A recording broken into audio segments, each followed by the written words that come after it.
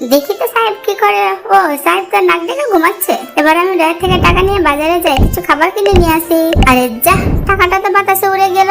কিভাবে ধরি এখন? টাকাটা তো আমি ধরতেই পারছি না। এই টাকাটা আবার কোথা থেকে এলো? ও ডাকি, এটা তোমার টাকা? এই যে না, আমি বরং যাই, আমার কাজ আছে। রাজু ভাই কত ভালো, টাকাটা পেয়েও নিল না, আমাকে দিয়ে দিল।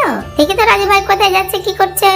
আমার যদি মা বাবা বেঁচে থাকতো তাহলে আমাকে বোতল করে বেড়াতে হতো না, আমি স্কুলে যেতাম, পড়ালেখা করতাম।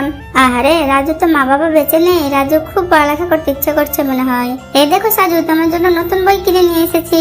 তোর আমি পড়বো না বাবা, আমার পড়ালেখা করতে ভালো লাগে না। এই তো এখানে একটা বই পড়ে আছে, দেখি তো বইটা। ও, বইটা কত সুন্দর, একেবারে নতুন। এই ছেলে, তুমি আমার বই কেন নিলে? দাও আমাকে বই দাও। এই সাজু, চলে এসো, রাস্তা বাচ্চাদের সাথে মিশতে নেই। আমার মা বাবা বেঁচে নেই বলে সবাই আমাকে ঘৃণা করে, অবহেলা করে। রাজু ভাই তো কষ্ট পেয়েছে, কান্না করছে। আমি এখন কি করি? আইডিয়া, আমি বরং একটা বই রাজু ভাইকে কিনে এনে দেই। রাজু ভাই, তুমি আর কান্না করো না, এই দেখো তোমার জন্য একটা নতুন বই কিনে নিয়ে এসেছি। এ কি করেছিস টগি, তুই আমার জন্য বই কিনে নিয়ে এসেছিস? তুই কত ভালো, তুই পশু হয়ে আমার কষ্টটা বুঝলি, কিন্তু মানুষ আমার কষ্টটা বুঝে না রে ডগি। আমার তো মা বাবা বেঁচে নেই, সবাই আমাকে অবহেলা করে, ঘৃণা করে।